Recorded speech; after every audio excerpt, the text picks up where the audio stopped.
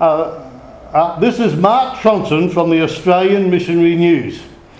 I have here with me today Basil Sellers. Basil Sellers has been a very good friend of mine and my ministry for 23 years. Now Basil, you're an Anglo-Indian and you came out from India in 1948 and it was your mum's idea. Can you tell us about that? Sure, Mark, we were Anglo-Indian. We're not Indian or English, so we had very little future actually staying in India when India was given independence, which was in August 1947. So my mother decided that we should move out of India and go somewhere else. 99% or so of Anglo-Indians were all going to England, the mother country. My mother decided that that was not where she wanted us to go. There wouldn't be enough opportunity for us there, and as it turns out she was absolutely right with England having rationing and it's a difficult time for them. So she decided to go somewhere else. She had a look around and she decided that Australia was the right place to go for her children. So that's how we emigrated out. If it was Dad, I think we'd still be in India. Now, just that you often said to me just that your mother was a very wise woman. Yes, well, you can see some of the wisdom in her decision then, and she made other decisions as well, which are too long to go into, but nearly in every case she was absolutely right. And beauty about Mum was she had the ability to not only get the vision right, but she also made things happen. She got the vision and she actually made the vision into a reality. Now, in your book, From India with Love, you talk about a time in which you were in church, sitting quietly, and the Lord's text spoke to you. Can you tell us about that? Yes, I was in church here in Woollahra in Sydney, and I had not been a regular churchgoer before that, and came across part of the text in the Anglican book, and I saw and heard the priest actually say from Matthew, "Come unto me, all that travail and are heavy laden, and I will refresh you." And those words stuck in my mind, and from that point onwards I was much more comfortable that things would be all right and that everything would be fine. And I think the Lord really sent that message to me, because from that point onwards I really have never looked back. Wonderful.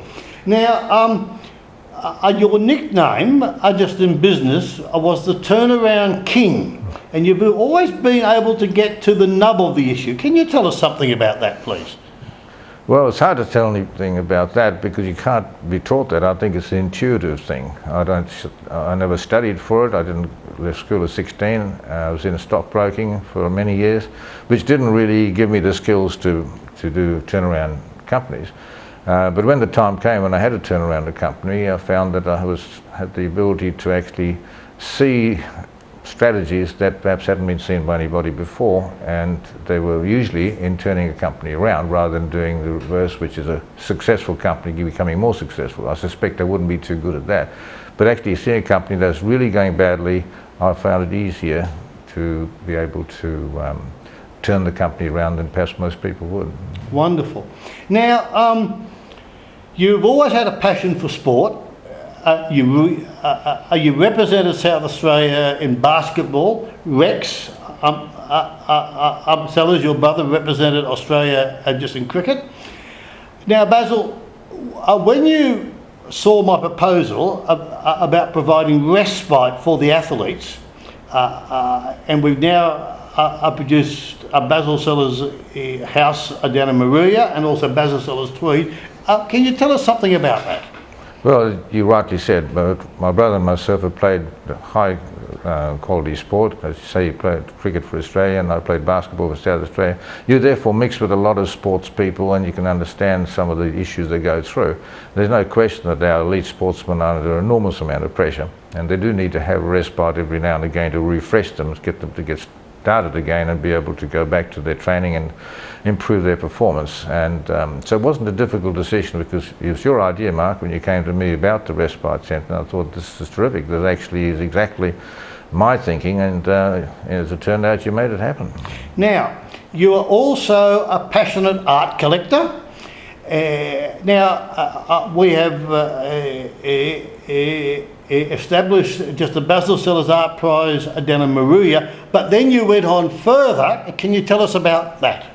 Yes, the Art Prize in Moruya, which I think has been very successful, is a community art prize, which is for the Eurobodalla Shire only, and now we're going to try and make it slightly bigger. It's a $10,000 prize, and the subjects can be anything. There's no restriction on the subject.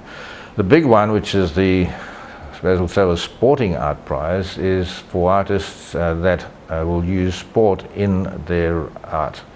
And that is organised and monitored by the University of Melbourne through the Ian Potter Museum, and it's a biannual prize.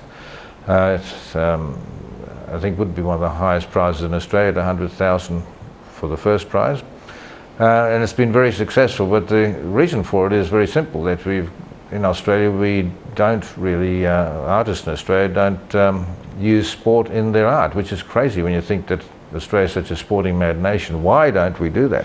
Why don't we? Well, you've got, look at the last 16 pages in the newspaper, nearly all sport. All sport. And you go along to any art gallery and you find no sport. So there's something wrong there. So I'm trying to be the bridge that actually gets these two together. Now that's the same sort of thinking with the Basil Sellers sculpture program at the SCG?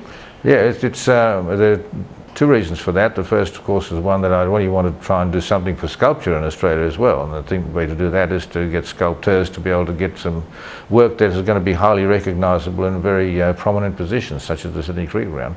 It all came about because Melbourne actually have 10 sculptures around the MCG, the last of which was Dennis Lilly, which I was fortunate enough to be there to see it unveiled. And I loved it as soon as I saw it. It was Dennis in his delivery stride, and he looked absolutely magnificent. I thought, well, I'd like to have some of these around the Sydney Cricket Ground. So I spoke to Rodney Cavaliers, chairman of the Sydney Cricket Ground, and he embraced it immediately.